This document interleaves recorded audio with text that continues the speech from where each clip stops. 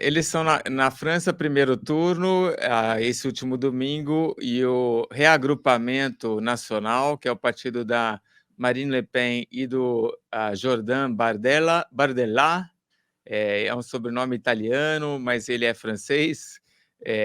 Esse partido está com 33%. O segundo lugar é uma coalizão de partidos de esquerda, e o partido do Macron, que é o Renaissance, ficou em terceiro, né? Então, isso ainda. A eleição na França ainda tem. Primeiro e segundo turno, porque no primeiro é uma eleição distrital.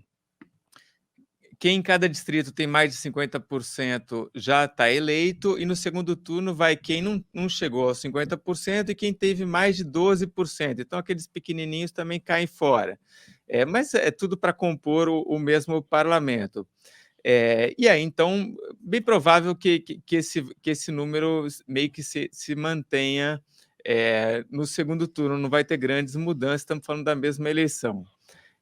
Lembrando, Wilson, que essa é uma eleição completamente desnecessária, né? O Macron, presidente, não tinha nenhum motivo para convocar essa eleição. Ele fez isso porque o partido dele levou uma derrota nas eleições do Parlamento Europeu, e o Parlamento Europeu se reúne lá em Bruxelas, em Estrasburgo, fica discutindo, não tem decisões muito importantes, mas o Macron, que é o Macron, que tem um ego gigantesco, é um cara vaidoso, narcisista, ele falou assim: puxa, como assim o meu partido sair perdendo? Vou convocar eleições para o governo, para o parlamento francês, e aí tem a ver claramente com o governo, porque eu vou chamar os franceses para realmente ver a opinião deles. Ou seja, ele não acreditou na derrota e quis ver. Ele achou que numa convocação os franceses iam lá e falaram: não, Macron, você realmente é o nosso cara. Deu com os burros na água, e aí o partido dele vai para terceiro lugar.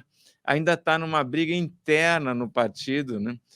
Porque o Macron ele pediu para que os candidatos do partido dele, que estavam em terceiro lugar, abdicassem do segundo turno para favorecer o grupo de esquerda, que reúne ali comunista, socialista, Partido Verde, tudo para impedir uma vitória ainda maior do Reagrupamento Nacional da Marine Le Pen no segundo turno. Mas isso gerou um baita de um problema, porque vários desses partidos e candidatos dessa coalizão de esquerda são super radicais, né?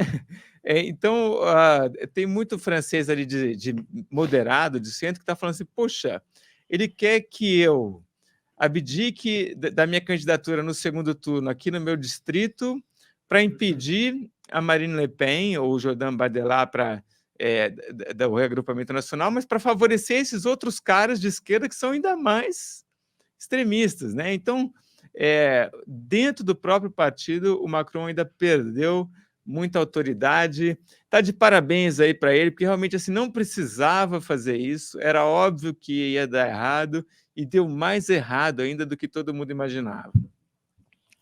Eu imagino que é um negócio. O nosso Ale voltou aqui, rapaz. O Ale foi tomar uma aguinha rapidamente. Agora, sabe que eu, de novo, sem querer puxar, né? Sem querer fazer propaganda aqui da firma. Mas eu lembro, Duda, que eu acho que não sei se foi você ou se foi o Alexandre, mas um dos senhores falava justamente isso: vai dar ruim.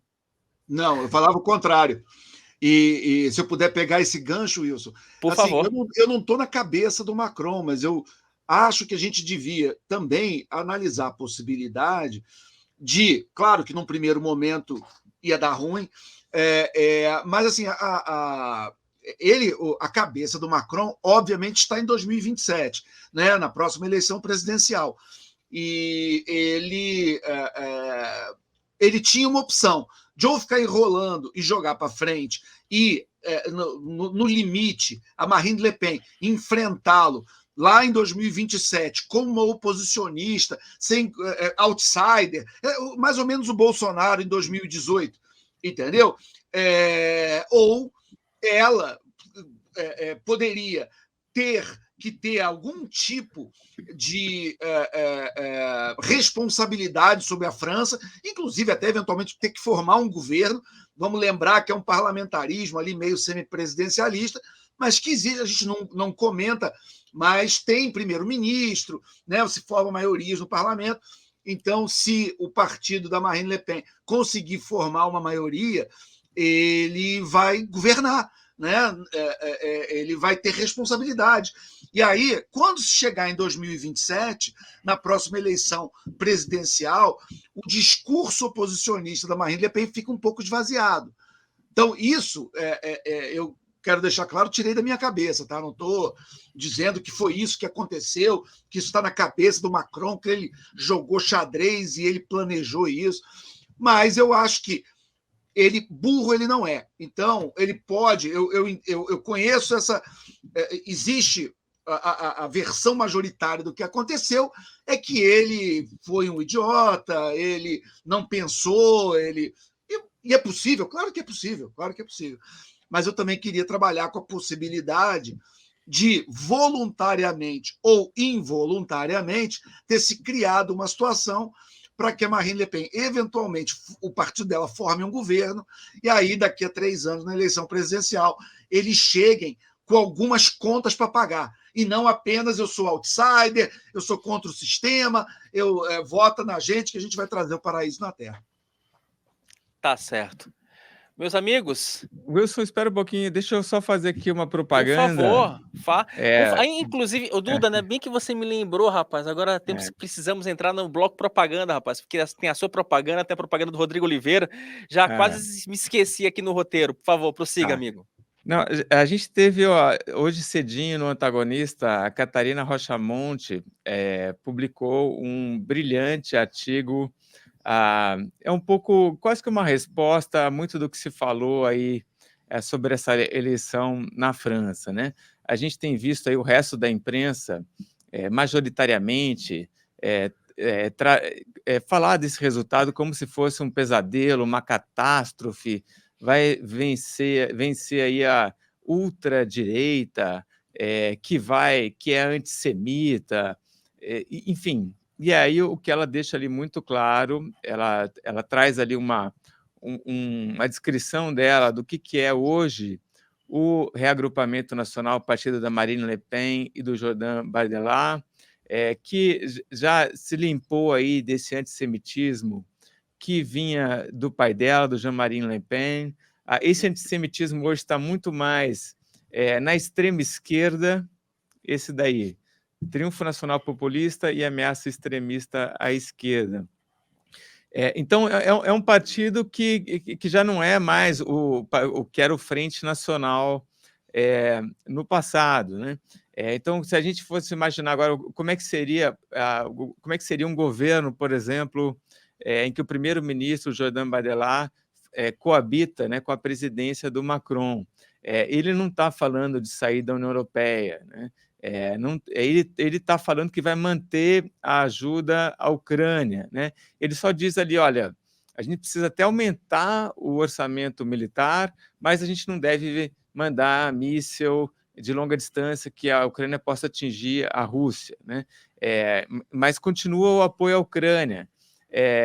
Aí, por exemplo, nas questões de meio ambiente, o Plano Verde Europeu pedia muito para que parasse de usar pesticida e você aumentar imposto e obrigar, aumentar imposto de combustível fóssil e obrigar a adoção de combustíveis de energias renováveis, né? Isso pode encarecer o preço da distribuição de alimentos agrícolas na França. Então, por isso que teve aquelas greves todas de caminhoneiros, de gente do campo.